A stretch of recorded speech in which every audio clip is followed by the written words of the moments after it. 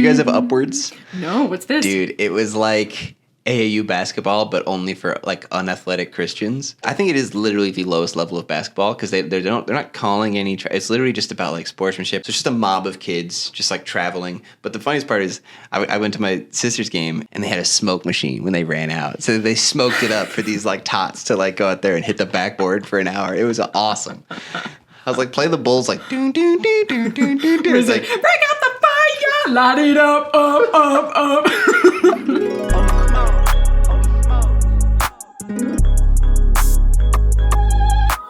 All right, let's get into the good book. Luke, we're doing, right? Yeah, we're doing Luke chapter 2. This is the boy Jesus at the temple. So Jesus is about 12, and every year his parents went to Jerusalem for the feast of the Passover, Pasach, and so he's 12, and they went up to the feast. A lot of feasting this episode. We're eating well this episode. Okay. So when it was over, his parents were returning home, and he stayed behind, but they didn't know. And in other versions I've seen, it's about a 2-day traveling. So they went 2 days not realizing that they've left the boy king behind. That's Home Alone. It's Home Alone down. Yes. Yeah, and Trump appears in the next paragraph. Cut that.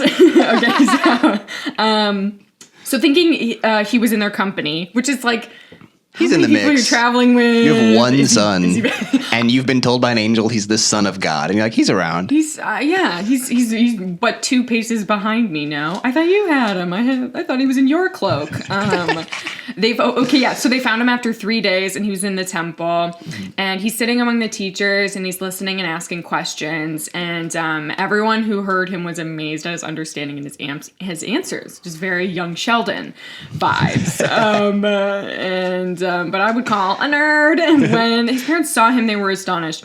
And he was like, son, why have you treated us like this? We've been searching for you for 3 days. In this women's Bible, it says, didn't you know I had to be in my father's house? But when I was like looking up sort of an abridged version earlier, it said, was I not in the house of my father? Which I think is an unbelievable burn at 12 years old. Oh.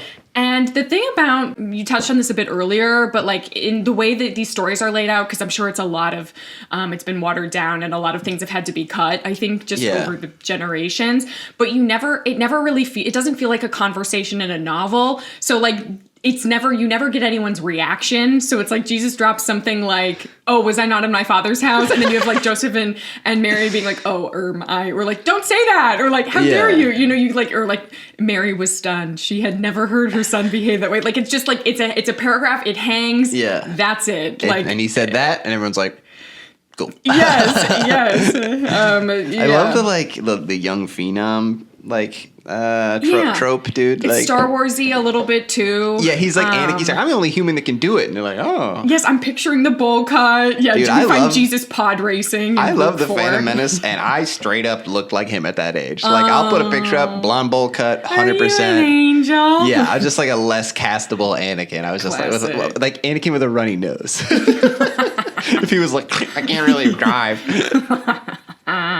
Okay. So, was I not in my father's house? Didn't you know I had to be in my father's house? But they did not understand what he was saying to them. Oh. There's a reaction. They're just like, huh? Huh? Like, you seen that big cat that goes, huh? No. And I feel pretty well versed in this. Dang. Huh? Oh, it's so good.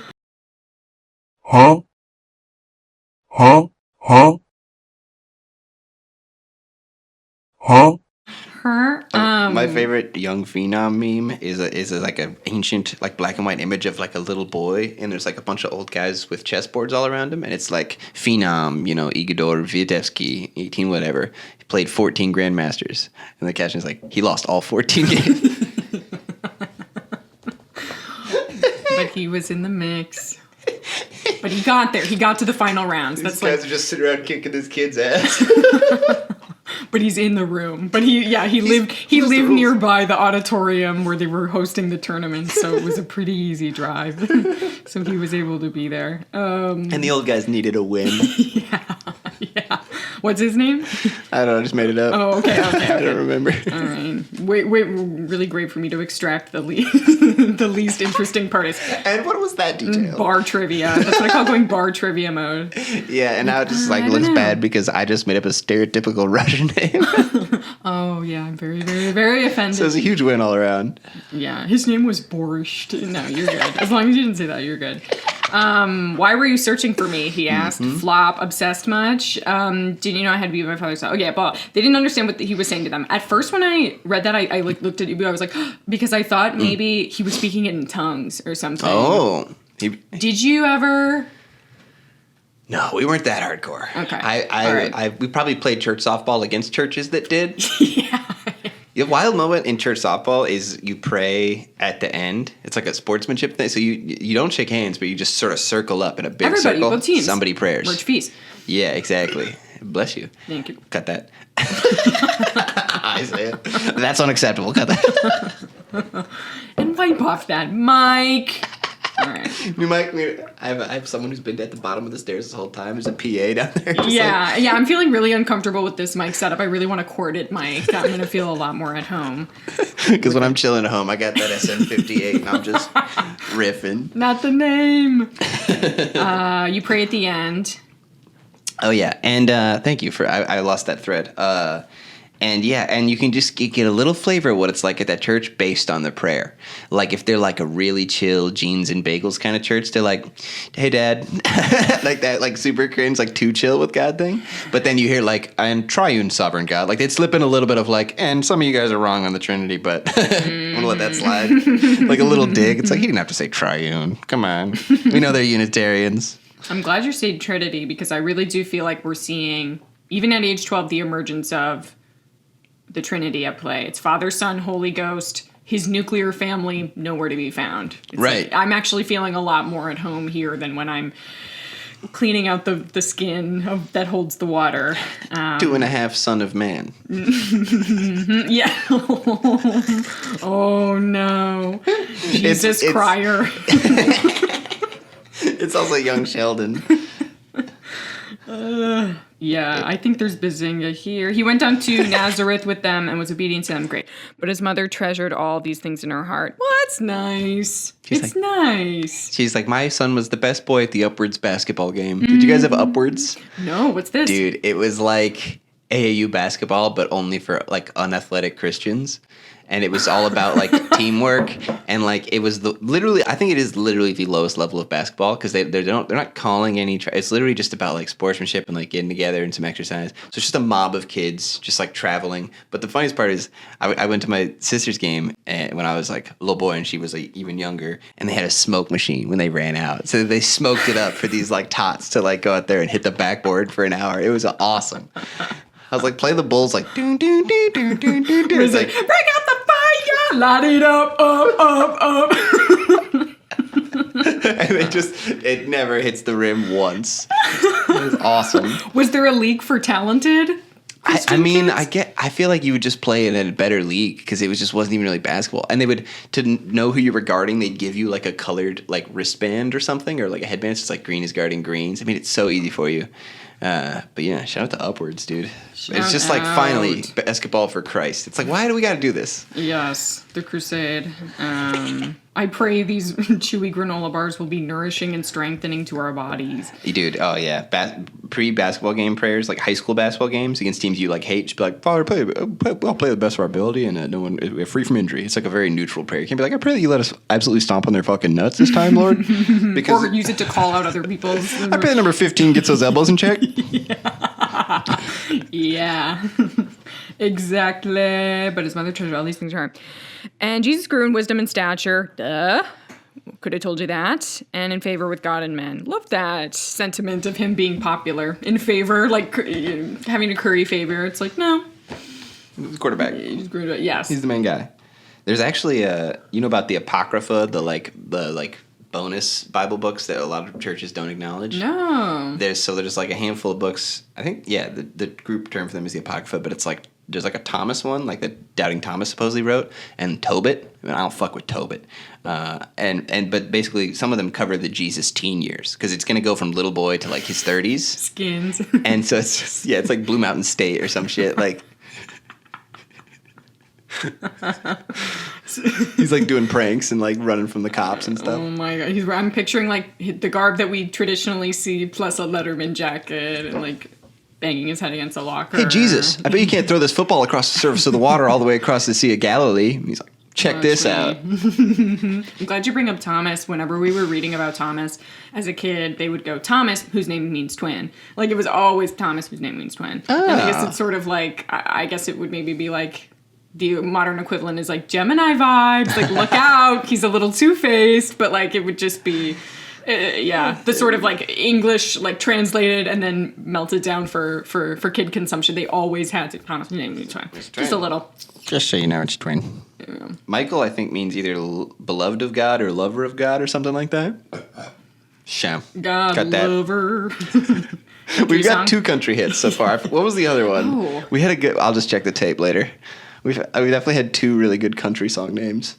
We'll put together a little EP. Mm-hmm. Our EP release event is going to be at Carol's Pub, June 30th, 2024. I am so pleased to announce. 2039. Yeah, we're when you're finished with this. That's the thing. When I finish this, we're going to the Apocrypha. We're going to do Tobit. We're going to do why not do the director's cut if you're already just roasting it?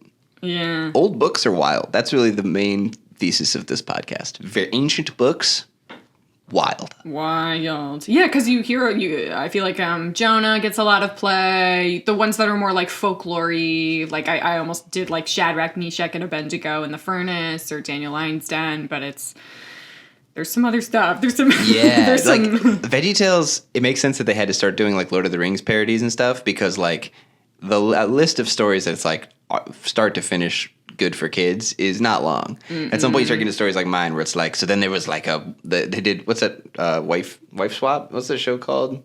Wife Swap. Yeah, it's called Wife Swap, right? Man, they really nailed the name. With the 2 arrows, I can picture it's like Drake and Josh like, wives. How's it going? Hope you're enjoying the show so far. If you like Holy Smokes with Scoochie Boochie, hit like, hit subscribe, drop a comment, a review. All those free things help us out a lot. This part of the episode is for sale. If you want me to do an ad read, hit me up, holysmokespod@gmail.com. If you got a business, you got a show coming up you want to promote, maybe in Chicago, I can do that for you, and it is very affordable, holysmokespod@gmail.com. If you hate this part, where there's an ad, I got good news for you. We have ad-free full episodes on our Patreon, patreon.com/holysmokespod. At the Deacon tier, that's $5 a month. You get ad-free full episodes, a promo code for discounted Scoochie Boochie merch, including t-shirts and posters, and also monthly bonus videos you can't get anywhere else. They're only on the Patreon. September. This month's bonus Patreon video is another 6-pack of Stand Up for Plants. Here's a little taste. You can tell what type of party it is by whether the chips are in bags or bowls. The chips are in bowls, it's a girl party. Take your shoes off. Chips are still in the bag? Hope you like FIFA. So, if you join the Holy Smokes Patreon today, you get a backlog of 18 exclusive Stand Up for Plants bits, plus 2 30-minute episodes talking about Christian rap with Eric Tetherow. And for $12 at the Disciple tier, you get a custom cameo of me, Scoochie Boochie, saying whatever you want, within reason, you know. Let's do a scene that's like a biblical reality show. We've been talking about a lot about Survivor. Yeah. Something like that. Okay.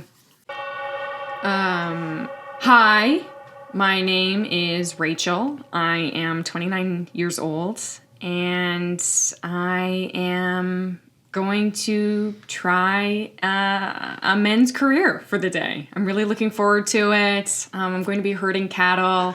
I've heard a lot about cattle, and certainly have enjoyed the fruits of it. And okay, hold on, I got it. And I'm really excited. I think a lot of people have certain ideas about me. I'm a wife, I'm a mother, but I'm really looking forward to subverting that and taking on the challenge. So my name is Bucky. Officially, my name is Bucky. I'm a ranch hand here at Beth Shebesh Ranch. And it's a little out of the ordinary. I tell you, most folks work here are fellas. It's hard work. It's physical work. We're not going to be, kneading oil into dough. We're going to be yanking calves out of cows and beating cows to death. We haven't invented anything sharp yet, so everything we're doing is by hand. So that's sort of the first test, and that's sort of like the first hole in the movie Holes. You know, they always say it's the hardest hole. So we're gonna have Rachel do the hardest hole today and beat a cow to death. There has never been a hole that has been difficult for me, so I very much look forward to the hardest hole.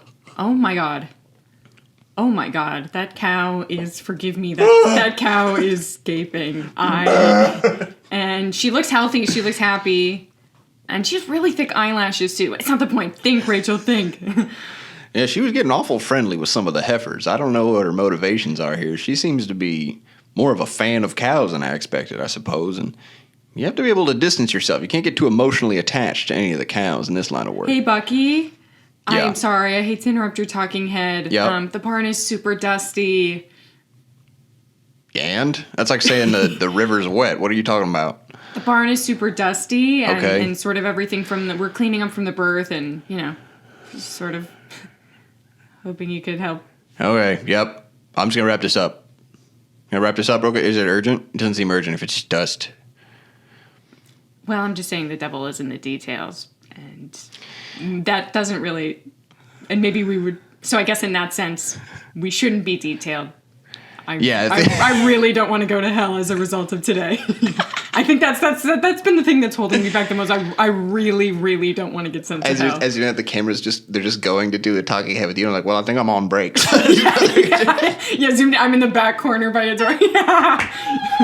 You see another camera. I love that in a reality show where you see another camera. Yeah, they're like, remember, it's a show. What was that? What would that show be called? It's kind of Undercover Boss, but they're just an employee. Yes. Oh my god! Way to make things super difficult for the scene. Just talking heads. We're not speaking to each other at all. Classic. A weird ass of one. I love it. Yep. I feel like every scene I've done in this show, I do a big swing with an accent immediately, and then let go of the rope about 8 sentences in, at best. Yes. That's kind of my signature move. Oh, this has a little Monday poem based on the story we heard. Okay. It's, or not a poem, excuse me, a prayer. But, Oh, yeah. It's like all prayers are poems, but not all poems are prayers. Period. Okay. This little boy, I'll just read a quick paragraph. Yeah. Dear Lord, I want this little boy to know how much I love him. I can't do it. Yes. I'll picture my cat instead. Makes it easier. I want him to know how much joy he has brought into my life. Yes. I realize, Lord, that he won't understand these things, at least not fully, until someday when he has children of his own. Wait, what? Sorry. They have they have a prayer to pray on for the woman, me. Yeah. I want this little boy to know how much I love. Does Jesus have children? Why is it saying that? I think this is... Am I supposed to be... Wait, let me read it. Am I praying on a Christian boy, or what's... Yes, you're praying to the Lord about your son. I think is what this is for. Oh, I thought I was praying to Lord about, Jesus, the little boy. No, I think this is... They're presuming that I'm a boy mom, a hashtag boy mom. You're a hashtag boy mom and then you're going to be a hashtag grandmom because you're expecting, and he's going to have kids too. That's the assumption of this devotional. So you have a kid, and he's for sure going to have kids also. Awesome. Help me to show him how much. That's a whole sentence. Help me show him how much. Help me show him how much.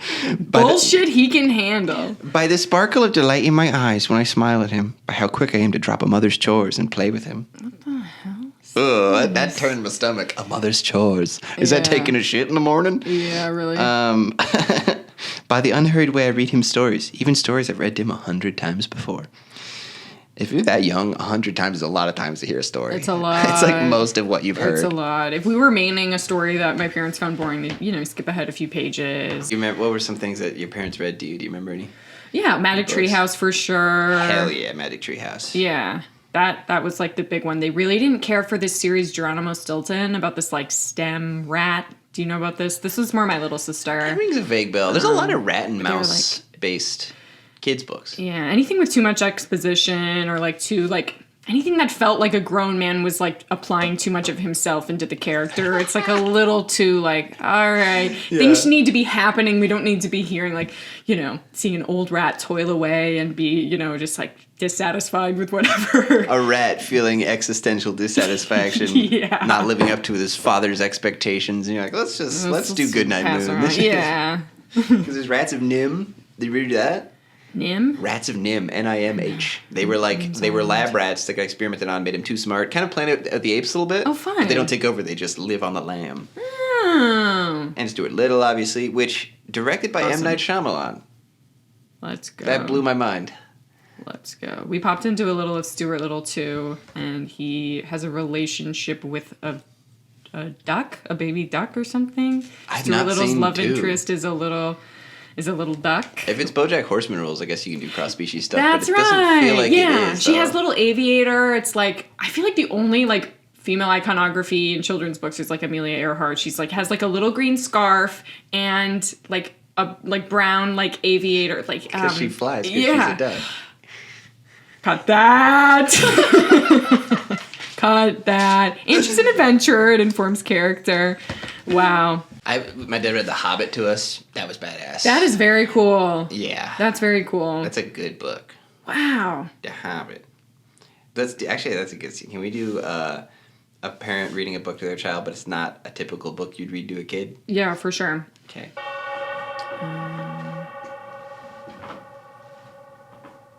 Y'all, teeth brushed? Uh-huh. Face washed? Yeah, I use the facial scrub. Fantastic. Okay. Wow, you got a lot of books out on the bed. All right. Which cover's jumping out at you? Hot Fire, Mockingjay. Okay. This is such a great story about bravery and resilience. I will say this is the third book in the series. Jump into book 3. Okay. I want to see how it ends. Okay. All right. Katniss awoke in the victor's village. Babe, something funny? Something funny, baby? I love this. I don't know who Katniss is or the victor's village. Okay, so, all right. Katniss awoke in the victor's village. Now, Katniss won the Hunger Games, which is where a bunch of kids, it's kind of like the Olympics. They compete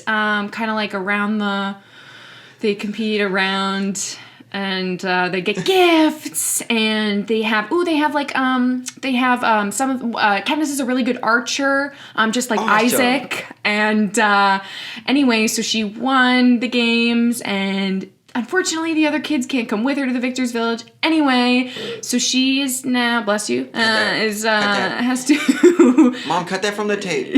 We record our nightly... Will do, yeah, I'm doing the timestamp right now. Don't put that on the podcast that you call Night.